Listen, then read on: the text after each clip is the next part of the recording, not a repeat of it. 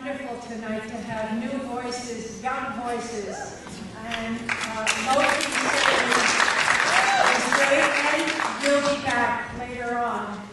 Our next speaker is Jody McIntyre, and Jody is an independent journalist who has been living in Gaza for the past 9 months, and he has a blog that you can go look at. I don't know how to do it, but you do.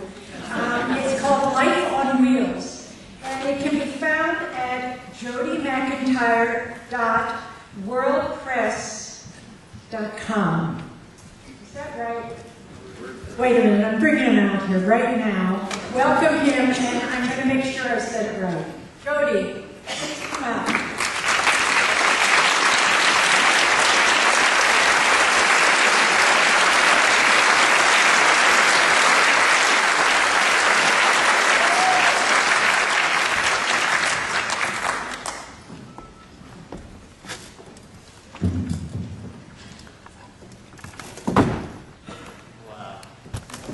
Well, first of all, I just want to say thank you to everyone for coming out tonight to this great event, and also thank you to Lowkey for that excellent introduction.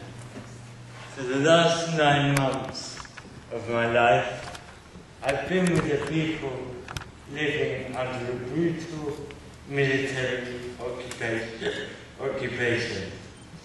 From Palestinians in East Jerusalem being evicted from their homes to make way for foreign settlers, to Palestinians in the West Bank marching towards the wall to non-violently protest against the theft of their land, to Palestinians in Gaza suffering under a crippling siege every single day. But I want to start my story last summer in Jerusalem. I was living with the Hanun family in a neighborhood called Sheikh Jarrah. It was August the 1st, the day after my 19th birthday, and I got a call from a girl called Jenna, one of the daughters of the family, to tell me that she would like me to make me a cake to celebrate my birthday. So it was a very enjoyable and relaxing evening, listening to music, eating the cake, and all the family were there. But little did I know that just a few hours later, at around 5 o'clock in the morning, I would hear the sounds of bricks flying through the kitchen windows, and I'd see armed Israeli forces breaking through the front door. By the time they got into the front room, where I'd laid down to have some rest, I realized that the Hanun family, this family that had become like my own family, were being kicked out of their home. By the time I was outside on the street, they hadn't even let me put my shoes on my feet. I saw my wheelchair to the left and explained that I needed it because I can't walk, and the Israeli police said that they didn't care about that and continued to push me away from the home. There were around 20 other foreigners also staying with the family to show solidarity and show their support, but they were all arrested within under a minute.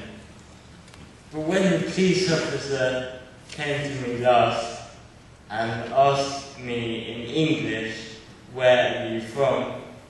I replied in Arabic, "I don't understand English."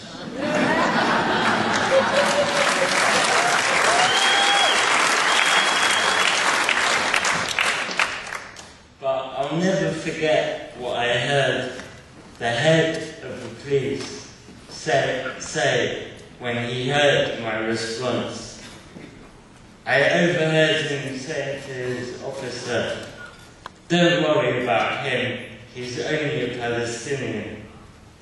And that statement stayed with me for a long time, because to me, this sums up the mindset of the Israeli state. From the Israeli government implementing these discriminatory laws, to the Israeli occupation forces carrying out their dirty work, to the settlers stealing people's homes, that Palestinians are not important and are not human beings in the same way that Westerners are human beings. We were forced across the road from the house, and just an hour later watched as American citizens and British citizens moved into our home. I saw Jenna, the same 16-year-old girl who had called me just a few hours before to say that she would like to make me a birthday cake, now completely distraught, with tears pouring from her eyes. And she said, "This is the second time I've been evicted from my home, so how can I ever forget?" And I remember seeing MECA, the father of the family, talking to the one or two reporters who'd managed to sneak past the police blockades. And I'd seen him tell the story of their family's plight maybe 1,000 times before without a problem. But this time he broke down halfway through and he couldn't even finish his words. And that hurt me more than anything. I stayed with the family for the next few weeks, now sleeping on the pavement opposite their home.